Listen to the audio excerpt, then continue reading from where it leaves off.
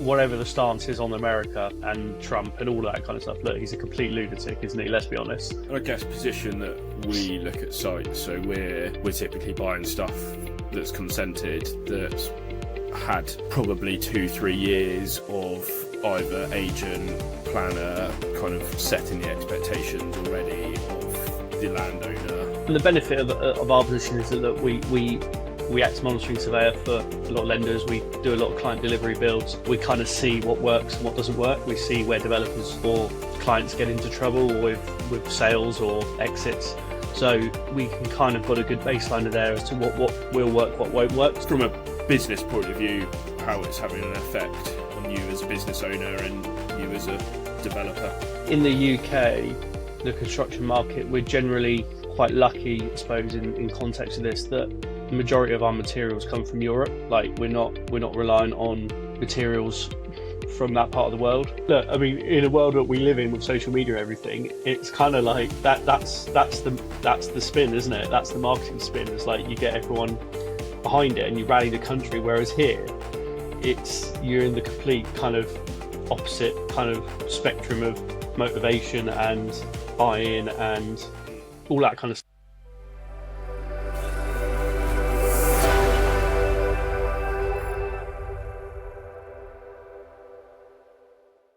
They had quite a big tenant leave, Thrifty, on two of the large units. We did a full refurb on it, negotiated the delapse, getting close to a settlement on recouping majority of that back from them, and those units are being refurbed completely. I think we were quite ballsy with that one. We obviously undertook the client.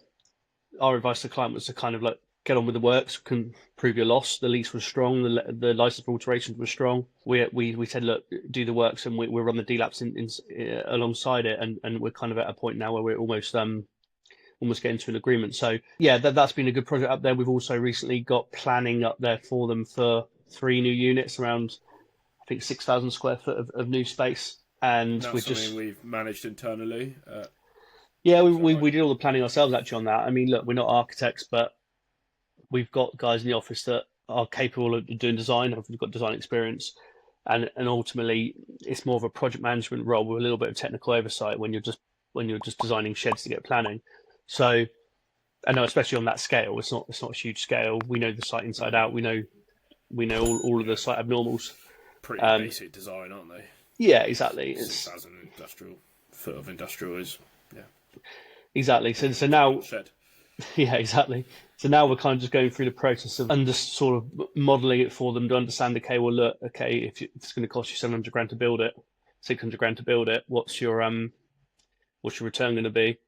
And kind of looking, designing them or fitting it out to get the best kind of tenant or rental demand. So I'm right in thinking that even with sort of no land holding costs, the margins are pretty tight on is it worth building it? Yeah, but there's some site abnormals up there with services, utilities. I think they're going to cost best part of like 150 grand.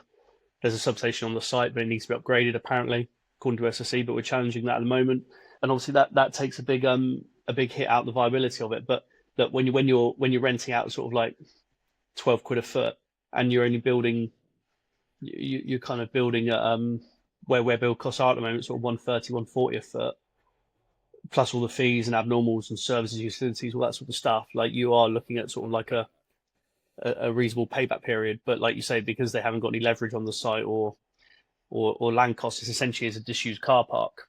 They've kind of got to look at it differently. They've got to look at it, well, look, we either don't have any revenue from it, or we increase the value of the estate hugely. They're never going to be selling off units. Their model would be, if they were to get rid of it, they would sell the whole estate. So it's going to add pretty significant value to the whole estate. Or they keep it as a car park and they don't get any revenue. So it's those kind of conversations. I think there is also some interesting conversations up there around fitting some solar panels to units, or some EV in the car park as well. Which as like a public EV or just as a private? Yeah, estate? for visitors. Obviously, the site's quite a busy site. If you stuck 4 or 5 spaces in there with EV charging on it, they'd probably be used majority of the time. That's a little nice revenue generator. I mean, we haven't fully looked into the cost of that or what that looks like yet, but that potentially is an option, especially if you're going to be upgrading the substation to do the new units. So you might get a double win there on on utilising that capacity. And then solar is an interesting conversation, because I know from other landlords I've been speaking to recently that, especially for warehouse landlords, is that if you can, there's quite a clever model where you can install solar panels to roofs now, and it's not that costly anymore. Obviously, that market is large now, so you've kind of, it's maturing in a way. So the cost of installing solar isn't too bad. I mean, obviously the site constraints are that loading is on the roof and maintenance and that kind of thing, which needs to be budgeted. But you can kind of, if you installed the solar on the roofs and then charge it back to the tenants, the payback period is really, really short. Obviously, depending on how much power you have, you kind of say to tenants, look, if we have the power there, you buy it off of us, and then you go to the grid as a backup. And apparently the payback, we're just modelling that at the moment, but the payback looks really, really strong. You're only like 1 or 2 years really on paying back that, especially where energy costs are. If energy costs are going up and up and up, if you can utilise that by installing solar and get that performing well, that's quite a strong model. So we're just looking at some sort of feasibility options on that as well. So yeah, I mean, look, it's one of those it's one of those sites where, yeah, we kind of have been able to undertake the sort of full asset management duties, I suppose, in terms of maintaining the site, increasing the value of the site, and getting quite an underperforming asset historically into quite a strong position. Build Dom a little flat there. He seems to be up there a few times a week at the moment. He loves it up there. Give him a little house up there.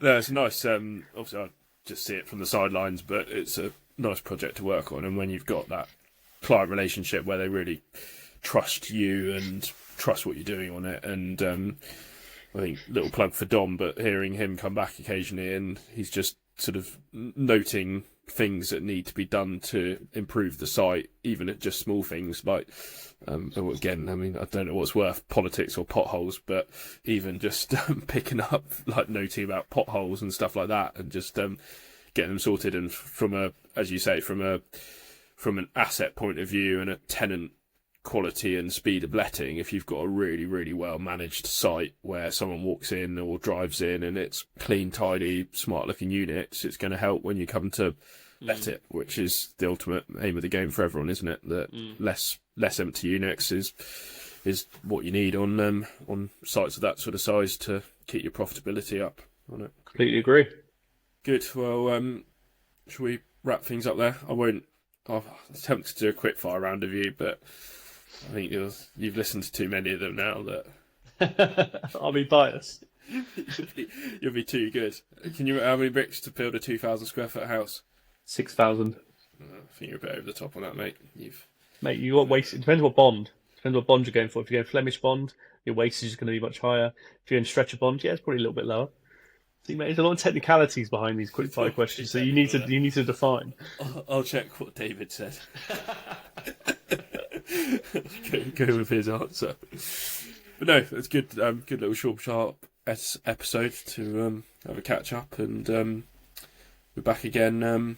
Back again soon. Nice one. Thanks for joining in, guys. Don't forget to like and subscribe. There it is. There it is. And yeah, obviously YouTube, Spotify, Apple. We're on all platforms. So please feel free to share it with anyone you think that wants to listen to average surveyors talk about building and construction knowledge. And if you fancy joining us as well at any point, you drop us a line. We're always looking for guests. Keep it nice and light-hearted. So yeah, look forward to catching up again soon. Lovely stuff. Cheers. Nice one. Cheers.